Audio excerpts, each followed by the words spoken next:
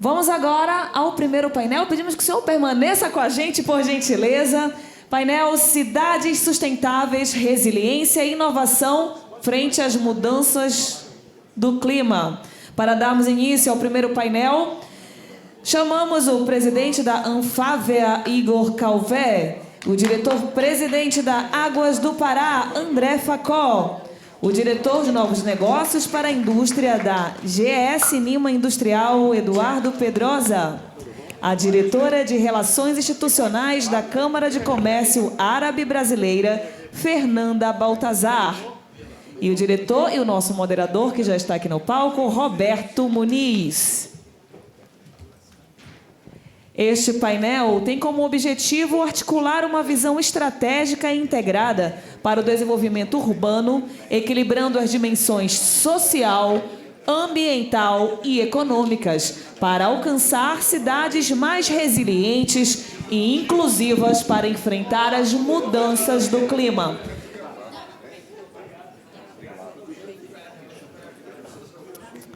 E neste momento, passamos a palavra para o moderador, Roberto Muniz.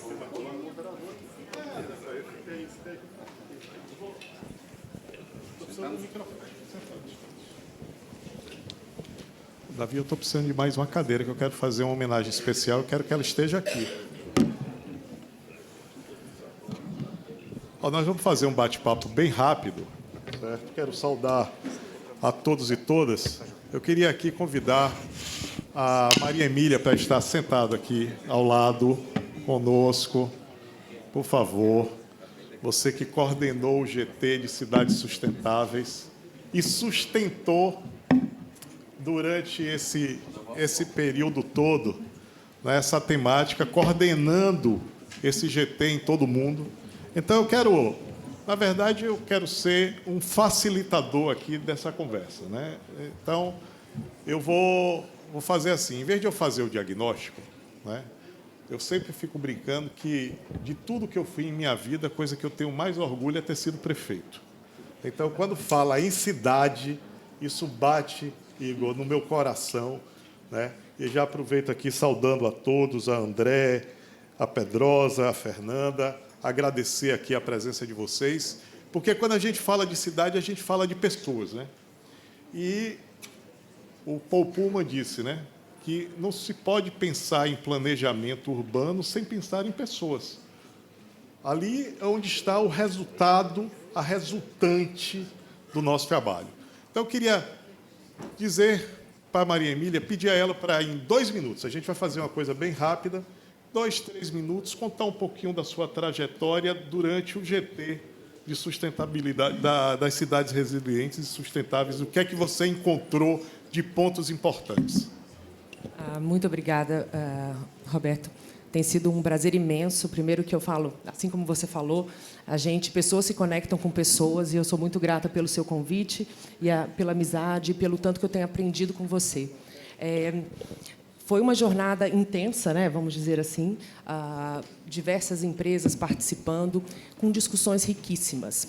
O que eu sempre falo é que soluções nós temos, e são muitas, e são muito boas. Então, hoje a gente fala, e a gente precisa ainda fazer pesquisa e desenvolvimento, a gente precisa avançar, a gente precisa investir, mas tem muita coisa boa que a gente precisa escalar. Então, eu sempre falo que a grande mudança, ela não é efetivamente só na tecnologia, que a gente precisa garantir que ela seja absorvida, mas sim no nosso padrão de comportamento humano, né? Então, quando a gente fala de cidade resiliente, é muito importante a gente lembrar que o ser humano está no centro daquilo ali. E por isso que eu gosto de ver os cases que a gente tem hoje, que a gente teve no grupo de cidades sustentáveis, que vê efetivamente o ser humano no centro. Mas ver o ser humano no centro, eu gosto sempre de falar que there is no free lunch, né? A gente não tem almoço de graça. Então, a gente precisa trazer viabilidade para essas conversas. Não dá para ser só paixão. Por que eu falo isso? Mais uma vez, o foco nas pessoas, mas a gente precisa repensar os modelos, né? E os modelos, eu estou falando de modelos de negócio, eu estou falando do modelo como você olha para a cidade e como você traz viabilidade para essas discussões. Então, a grande pegada, o grande diferencial é exatamente isso. Como que a gente traz a pessoa para o centro, como a gente olha as cidades com uma visão tão sistêmica como ela tem, né? A gente tem números que são...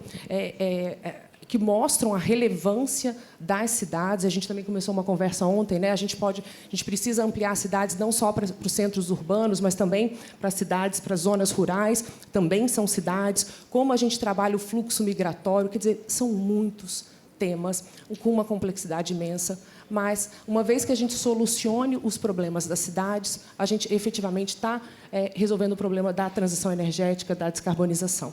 Então, foi uma jornada intensa, mas que a gente tem um longo caminho, e a boa notícia é que a gente vai continuar, né, com esse caminho, junto com a SBCOP. Então, a gente tem uma jornada aí para garantir tanto a escala dessas soluções que a gente já tem, como a ampliação desse tema para outras frentes que a gente, nesse primeiro momento, para sermos mais assertivos, a gente não conseguiu, obviamente, priorizar tudo, né? A gente teve que priorizar alguns temas e alguns tópicos específicos. Então, é isso. Muito obrigada, Roberto. Muito obrigado, Maria Emília. Um dos achados que a gente teve, né, é que, em 1960, nós tínhamos 70% das pessoas morando na zona rural e só 30% nas cidades. Em 2050, vai inverter. 70% estarão nas cidades e apenas 30% na zona rural. E o SBCOP, ele trouxe à tona assim, assuntos importantes e que nós temos aqui pessoas que podem falar especificamente de cada um, né? A questão da mobilidade, a questão da energia, do saneamento, são temas importantíssimos ao qual eu quero dar 5 minutos para fazer uma perguntinha aqui para o nosso Igor. Como é que a Anfávia vê esse desafio da mobilidade nos grandes centros urbanos? Como é que o setor automobilístico, né, o setor de transporte, pode pensar em fazer com que esse ambiente, que é um ambiente altamente poluído hoje, altamente poluído, o que é a indústria, o que é que as nossas indústrias no Brasil estão fazendo para que a gente possa alcançar 2050 em outro patamar de ambiente urbano? Bom dia a todos. Primeiro, agradecer à CNI, a você em especial, Muniz. Eu sempre chamo você de senador, agora eu vou começar a chamar de prefeito, já que você tem uma boa memória. E obrigado por também todos aqui no painel.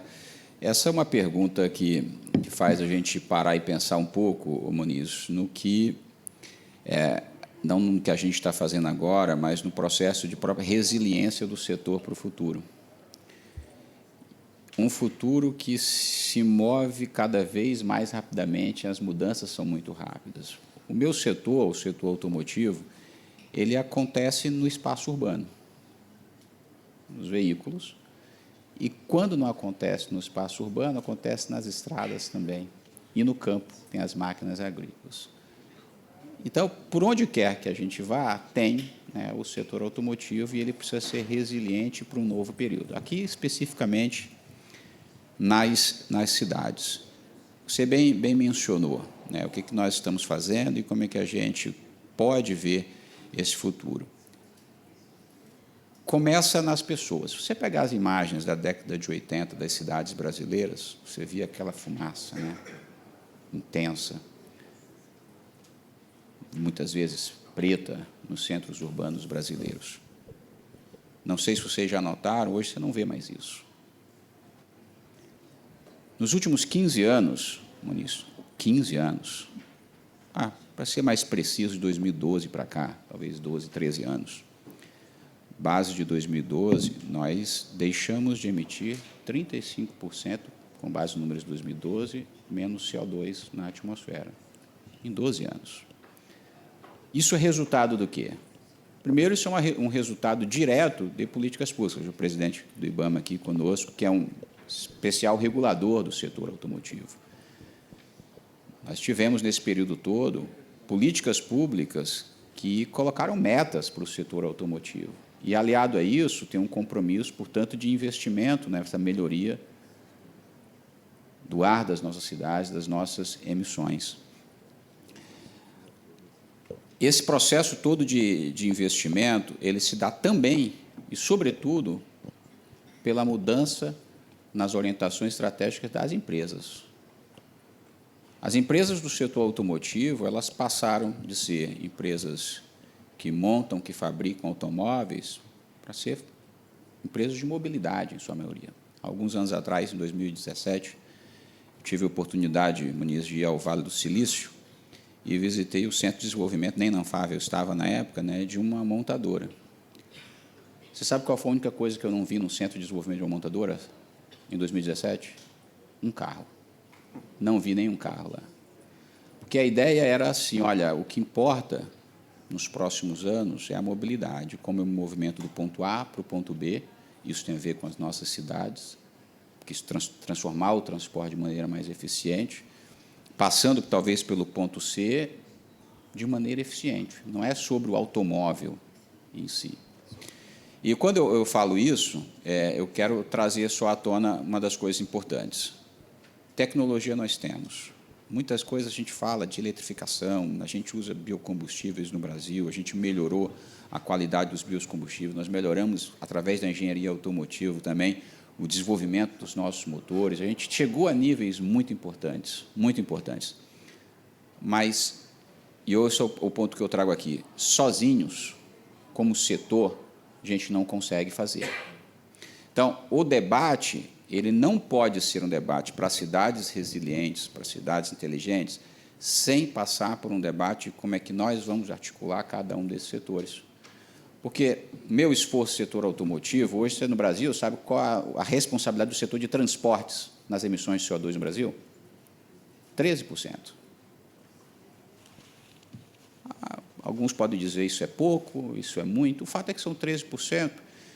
E nós não nos permitimos dizer, a gente é 13%, está tudo certo. Não, acho que o mercado já entendeu que o próprio consumidor quer veículos mais sustentáveis, com menor emissão de gases de efeito estufa, particulados também. A gente tem tudo, esses dados são todos tabulados e muito bem tabulados, a gente sabe trabalhar esses dados.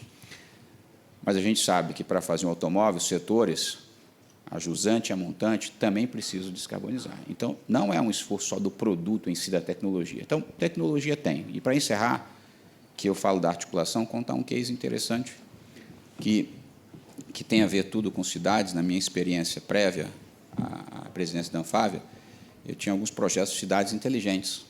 Lá nós fizemos um case, um piloto em Foz do Iguaçu. E lá tinha o que nós fizemos, acho que era Vila A ou Vila C, alguma coisa assim, que antigamente era uma vila militar.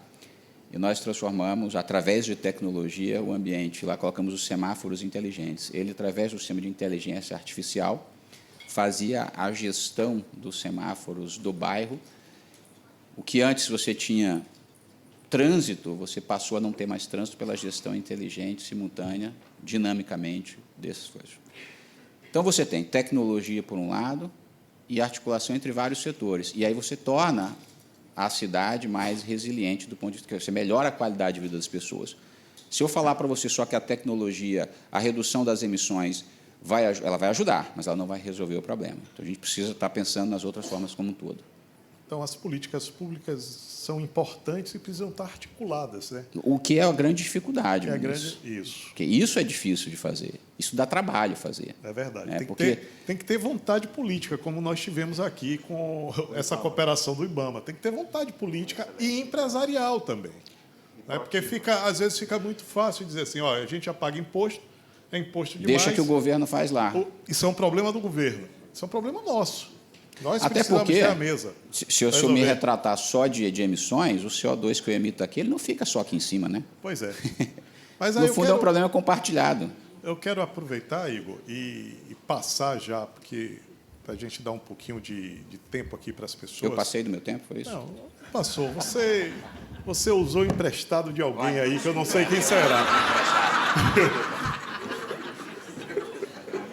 Eu não falo mais. Não se preocupe, você pode falar. Pode falar. Queria aproveitar, aproveitar aqui, porque um dos grandes problemas também é a questão da água, né? Os centros urbanos, cada vez mais, a gente está precisando pegar água mais longe, né? Então, é um custo muito grande para que a gente leve água para os centros urbanos, já que a gente não tem políticas de saneamento muito claro. E aí quero aqui só destacar que nós estamos fazendo 30 anos da lei de concessão. Isso é muito importante Porque a lei de concessão, professor Souto, ela trouxe a oportunidade para que as empresas privadas pudessem participar do desafio de fazer a universalização desses serviços públicos. E as pessoas não acreditavam nisso. Né? Me lembro do transporte público urbano, onde você tinha companhias urbanas, municipais, estaduais, ninguém achava que o ônibus poderia ser privado. Ninguém achava, né, que a gente poderia chegar a ter serviços públicos realizados pelo setor privado, mas que são serviços públicos. E aí temos a oportunidade aqui, com o nosso André, que é diretor-presidente de Águas do Pará, falar um pouco, rapidamente, do desafio de levar saneamento para áreas tão carentes como o estado do Pará. Eu acho que a EGEA teve essa capacidade de conseguir desenhar produtos para a realidade brasileira. Por favor, 5 minutos. Bom, obrigado aí pela oportunidade de falar. falar. E aí eu vou ter que controlar um pouquinho. Não, eu já vi que você colocou tempo. a meta, 5, tá? Velocidade 1,5 aqui. Deus me pague. A gente recupera junto. Então, tem que cooperar aqui. Mas, assim, é sempre muito bom aqui ter a oportunidade de falar por algo, pessoal, que ainda é invisível, né? Saneamento ainda é invisível. A gente tem hoje outro serviço público que é concessionado já há algum tempo, que é celular. Hoje a gente tem mais celular do que gente, por exemplo, no Brasil. Mas ainda temos 90 milhões de brasileiros que ainda jogam seus esgotos de maneira inadequada. Nós temos 30 milhões de brasileiros que não têm água potável na sua torneira 24 horas por dia. Então, esse desafio é enorme e o Pará é um recorte do que é o país. Isso não fica especificamente restrito ao Nordeste, ao Norte, mas nós temos regiões do Sul, do Sudeste, do Centro-Oeste que ainda enfrentam o mesmo desafio. E aí a gente é muito acostumado no Brasil a buscar uma bala de prata. É uma solução que sirva para todo lugar e que seja ad eterno. E a gente tem que, talvez, pensar em infraestrutura como ciclos. Qual é o grande ciclo que nós temos que resolver em relação ao saneamento? Colocar água e esgoto na casa de todo mundo. E qual é o modelo melhor? Talvez seja juntar o que o público faz de maneira adequada, faz muito bem, que é um planejamento a longo prazo, o que o privado faz também de maneira adequada, que é a capacidade de execução e de tirar ideias do papel e executar numa velocidade que se precisa, para que a gente junte forças e resolva um problema que hoje beira na casa dos 90 bilhões de reais que precisam ser investidos num espaço de tempo muito curto, né? Esse é o desafio. Quando a gente vem aqui para o Pará, o desafio não é a água. A gente hoje circula em qualquer lugar e a gente consegue visualizar a água. Eu sou do Nordeste, lá a gente tem a mentalidade da escassez da água. Aqui a gente não tem essa mentalidade da escassez da água. É o paradoxo da abundância, né? Está do lado, mas a gente não consegue usufruir, né? Perfeito. E a gente tem que olhar exatamente entendendo as pessoas, a questão dos aspectos inconscientes, aí vão desde vieses, heurísticas, para que você realmente readapte muitas vezes quais são os hábitos para que você possa ter aquela solução. Então, quando a gente olha para aqui, a gente fala, pô, tem água. Eu cavo qualquer buraco no quintal da minha casa e sai água. Mas essa casa é adequada para que a gente tenha os benefícios do saneamento realmente tendo essa transversalidade, porque saneamento, apesar de invisível, talvez seja a infraestrutura que mais impacte em aspectos das pessoas, saúde, educação por conta do desenvolvimento cognitivo, redução do atraso escolar, a questão propriamente da economia, na geração de emprego e renda, de propiciar exatamente que determinados setores possam desenvolver e disponibilizar seus produtos. Então, talvez seja das infraestruturas aquelas que têm uma transversalidade em tantas áreas que a gente tem que buscar tirar da invisibilidade algo que é transformador. Como é que a gente faz isso aqui do Pará? Primeira coisa é identificando qual é a realidade de cada lugar. Eu não posso falar que de Belém é a mesma coisa que é, por exemplo, Paraupebas, o que é Afuá. E aqui em Belém a gente tem um exemplo muito claro, que tem um nexo causal muito forte da falta de saneamento com problemas urbanos, como também diversos problemas urbanos decorrem da falta de saneamento. A gente tem bem perto daqui, pessoal, uma das maiores comunidades de palafita da América Latina. Palafita são aquelas casas construídas em cima de recursos hídricos, que é a Vila da Barca. É uma comunidade centenária, com um engajamento cívico tremendo, e que, quando nós nos deparamos com aquela realidade, são algo em torno de 1.400 casas, imóveis, em torno de 600 que são construídas em palafitas, e que pegavam água praticamente de um rio, que é o mesmo lugar que eles jogam o esgoto.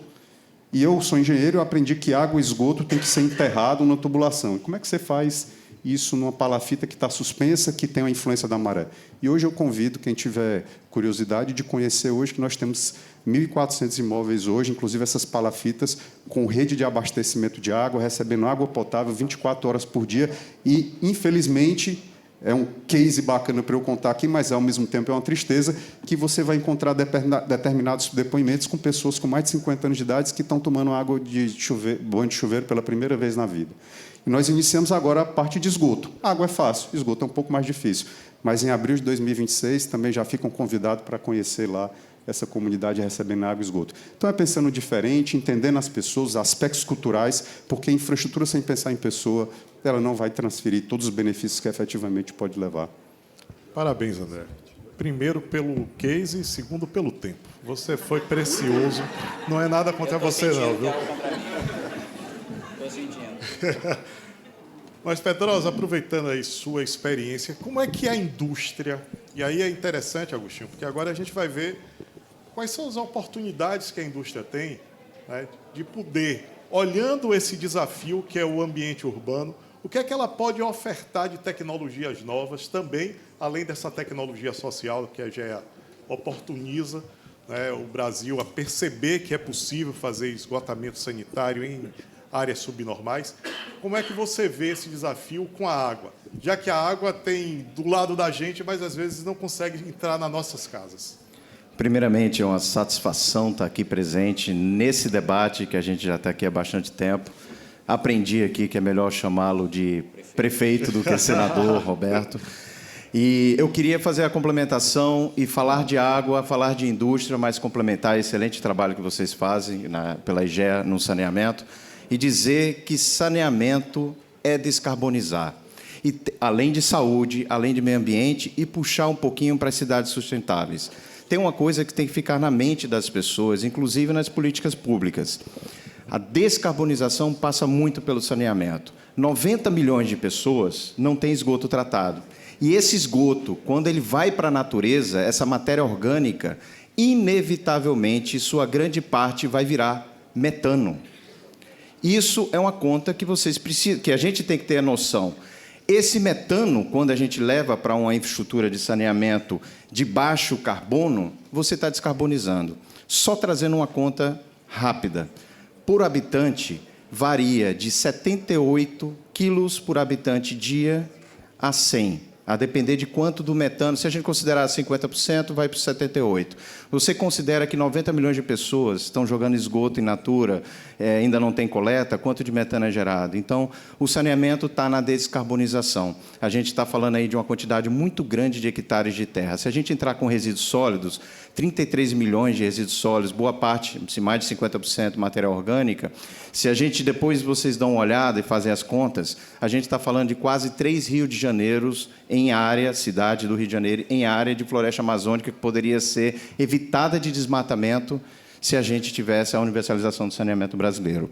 Então, o saneamento está na pauta da descarbonização. Agora, entrando na pauta principal da pergunta também. O saneamento está na pauta da adaptação climática. Por quê? Você tem as questões dos desafios de drenagem. Você vê, como foi contado aqui do Rio Grande do Sul, as questões das inundações, dos extremos climáticos, e você tem a questão da sustentabilidade hídrica, das atividades econômicas, e aí é que a gente entra no tema do reuso de água, né? A indústria consome, em média, os usos consultivos, aí estamos falando de 200 metros cúbicos por segundo, né? É um volume relativo, e o Brasil tem uma economia atrelada também à questão hídrica. Quando você fala da produção de hidrogênio verde, quando você fala da produção de alimentos, quando você fala de uma série de setores que são cruciais para a nossa economia, você tem um vínculo muito forte de água. Então, água, além de desenvolvimento social, água é uma atividade econômica. E o Brasil, que apesar de ter todos esses desafios de universalizar o saneamento, a gente falou aqui do número e da importância da descarbonização, ele também tem um desafio de colocar água para o desenvolvimento também das atividades industriais. E o Brasil avançou com algumas pautas até modernas, que aí eu queria trazer iniciativas de grandes projetos de reuso de água, de reciclagem em cidades, e a gente está próximo a ter a primeira capital do Brasil em que toda a sua água é reciclada. Eu vou contar um pouquinho essa história. Nós temos um grande projeto, bastante conhecido, eu vejo aqui presente a Braskem, todo mundo conhece o projeto Ecopolo, é um projeto emblemático no Brasil, um grande projeto que aconteceu. 12, 13 anos depois, a gente começa com a iniciativa de grandes projetos. Eu vejo a IGEA também com projetos no Rio de Janeiro, vejo como o nosso caso lá da GS Nima. ano passado, pela primeira vez, na Bolsa de Valores do Brasil, na B3, foi feito um leilão para quem pagava mais para fazer reuso de água. E aí, nesse leilão, as empresas concorreram e foi feito um primeiro projeto para desativar uma estação de tratamento de esgoto e converter essa água para ArcelorMittal e para Vale. E é um volume relevante desse projeto. E esse é um projeto que acelera o saneamento. Você está modernizando um sistema que cumpriu o seu papel para um outro sistema de baixo carbono e reuso de água. Também temos outras iniciativas, além desse projeto, Roberto, que a GS Nima desenvolve lá em Vitória. A IGET já inicia também, no Rio de Janeiro, projetos de reuso de água. E se você for olhar no Brasil, a produção de hidrogênio verde no Ceará, eu também sou nordestino, passa também por uma questão de sustentabilidade hídrica, além da questão energética. Tem projetos que envolvem dessalinização e reuso de água. Então, trouxe aqui um panorama, mas não queria deixar de encerrar e lembrar. Saneamento é descarbonizar e também é adaptação climática, quando a gente fala de circularidade de água com reuso e também de infraestrutura para adaptação às grandes inundações, como a gente percebe hoje em algumas regiões do Brasil. Muito bem. Muito obrigado. Muito bom mesmo, porque você traz uma quebra de paradigma, né? Eu sempre dizia para os prefeitos amigos, dizer, esgoto, não é? Quando você tem esgoto efluente, aquilo ali é um patrimônio do município. Aquilo ali é recurso que pode virar água e, com isso, virar receita de novo. Então, é muito importante, quando se fala na circularidade, pensar nas cidades resilientes do esgoto como um ativo municipal.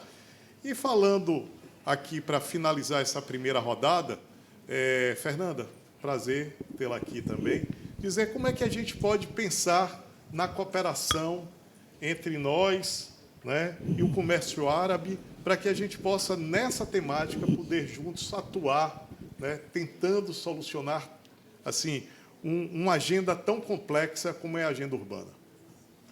Oh, perfeito, muito obrigada. É um grande prazer estar aqui com vocês. Prazer.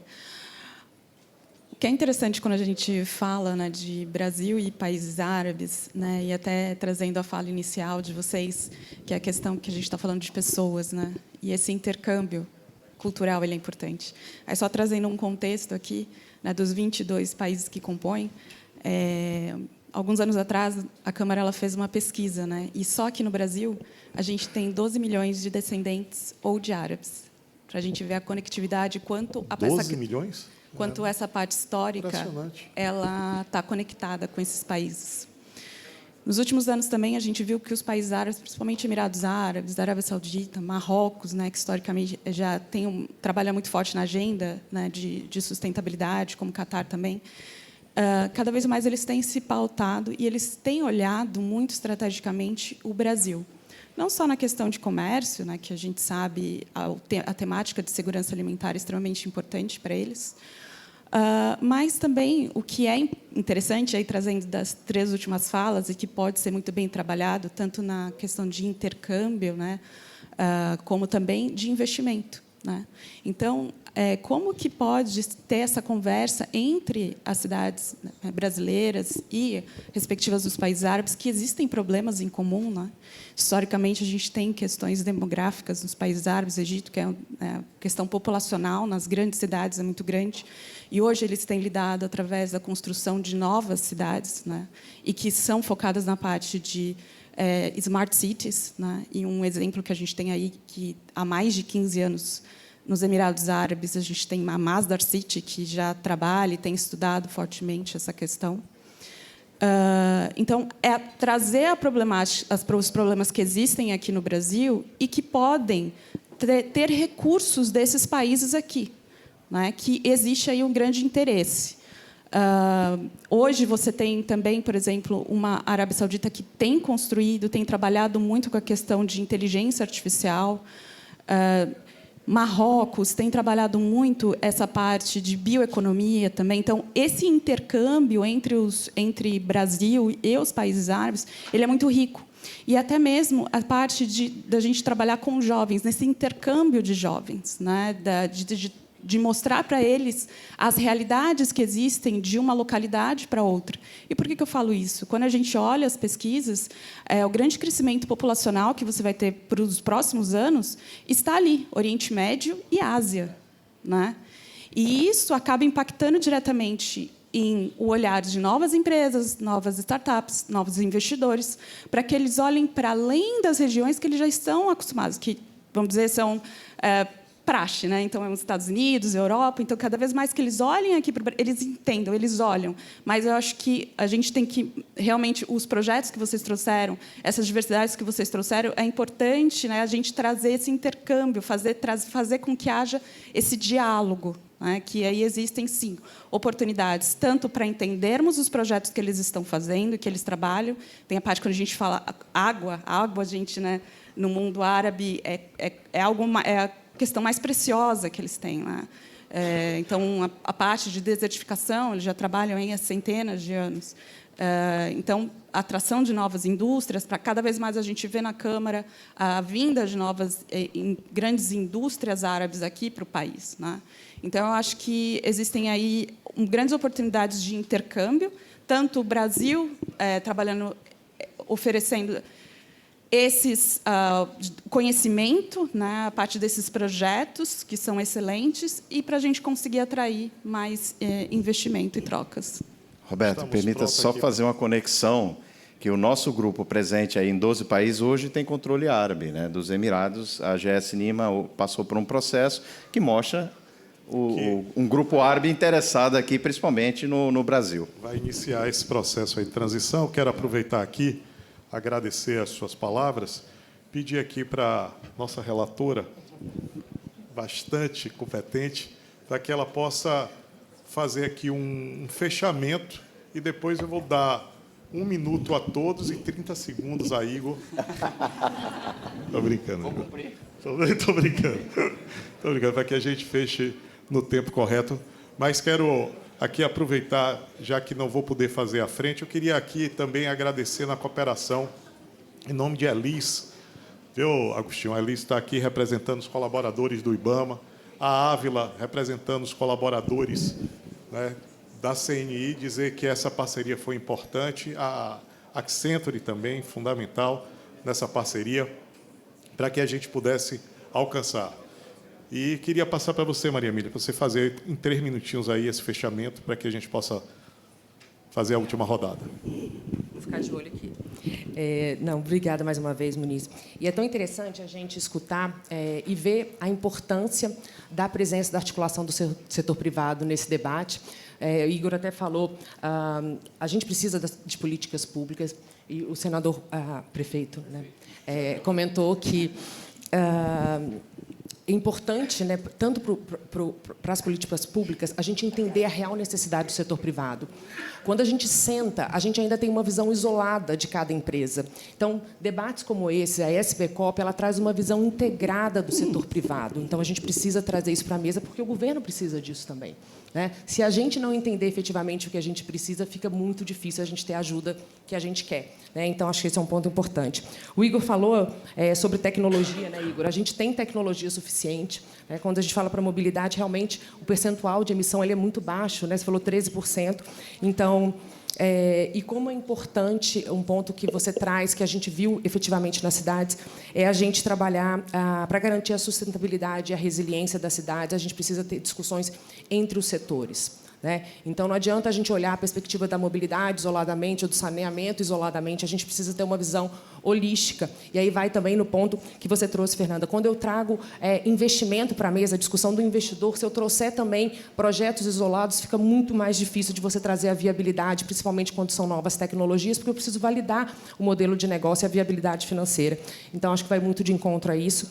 O André, falando, né, da importância da gente trabalhar e o impacto de 90 bi né, que a gente precisa trazer como investimento para o Brasil. E aí, mais uma vez, a Fernanda trazendo, a gente vê um interesse fortíssimo nas discussões que a gente teve ao longo do ano, fora do Brasil, como existe um interesse de outros países investir no Brasil. Mas essa necessidade, dessa visão holística, da necessidade real de projetos robustos que tragam isso, ela é real, né? O investidor não vai trazer o seu capital para o Brasil. A gente sabe que ainda existe uma discussão de risco muito grande, né, de segurança política, de segurança fiscal. Então, a gente precisa trazer maiores garantias ou maior segurança para esse investidor estrangeiro.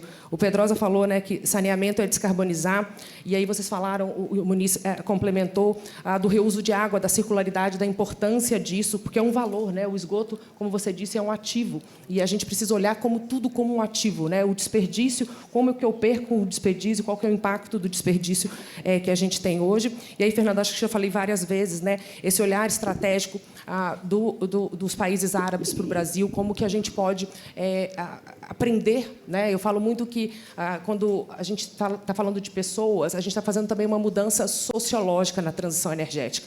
Então, eu preciso olhar para o meu player que está do meu lado e olhar ele como sendo alguém que pode me ajudar e eu posso acelerar meu negócio, escalar, ao invés de continuar tentando soluções isoladas e querendo, muitas vezes, desenvolver uma solução que já está mais avançada. E, por último, vou nos 3 minutos, você falou sobre a troca, o intercâmbio de jovens. Esse é um outro ponto que a gente trabalhou num outro grupo que eu também tive a oportunidade de participar, e até o Arthur Wong da Schneider está aqui, que foi o Deputy Chair. O que a gente tem de gap hoje de capacitação. Então, essa atração de jovens também é muito importante. Essa troca, essa visão mais global é muito importante para a gente também, é um benefício enorme. Acho que aqui, a gente só fechando, né, a gente vê quanto relevante é a cidade em termos de transição energética. Muitas vezes ela não foi trazida da forma como deveria, para mim, nos grandes debates. E aí vem o nosso agradecimento a você, Roberto, por ter insistido da gente trazer Sustainable Cities como pauta prioritária para a SBCOP. Muito obrigada. Obrigado, Maria Emília. Agora vamos aqui 1 minutinho para cada, para finalizar o painel, agradecendo a cada um de vocês. Igor, por favor. Muniz, a todos, muito obrigado.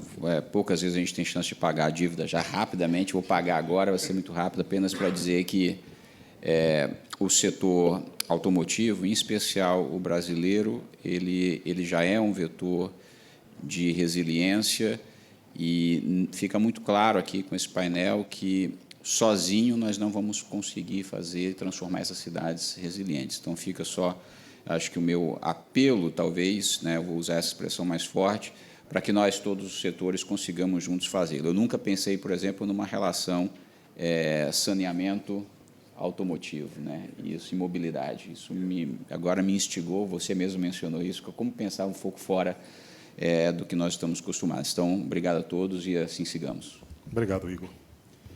Por favor, André. Bom, saneamento tem conexão com tanta coisa, né? Desde a questão da mobilidade propriamente dita, falamos aí agora de descarbonização, mas, por exemplo, em relação à produtividade do trabalhador, não só em relação ao absenteísmo, como também ao presenteísmo, que é algo que muitas vezes é difícil da gente mensurar. Muito se fala que os Estados Unidos têm uma produtividade 10 vezes maior do que, por exemplo, o trabalhador médio aqui do Brasil, e muitas vezes, não vou dizer que é o único ponto, mas é mais um ponto que pode estar colaborando em relação a isso. Então, acho que se a gente está falando aqui em outro tema, outro termo que tem surgido cada vez com mais frequência nas discussões sobre a adaptação climática, mudanças climáticas, que é a justiça climática, né? Saneamento, mais uma vez, também ela fecha um pouco dessa lacuna da justiça climática, porque no eventual, por exemplo, estiagem em determinado local, quem mais vai sofrer por não termos um sistema público resiliente de abastecimento de água e de esgotamento sanitário, que é mais expressivo. Então, justiça climática, justiça social, e aí, mais uma vez, colocando nós, enquanto provedores de soluções, nós temos que buscar, talvez, fechar aquilo que consiga mais rapidamente trazer os benefícios para a população, para setores, para estados, países e a humanidade. Então, que todos nós sejamos um pouco dos embaixadores do saneamento. Do saneamento, né? Eu aprendi uma vez com o Edson do Trata Brasil que o saneamento tinha um problema. Ele não tinha inimigo. Todo lugar que você chegar a falar saneamento, todo mundo não é prioridade. Então, tudo que é prioridade para todo mundo esquece.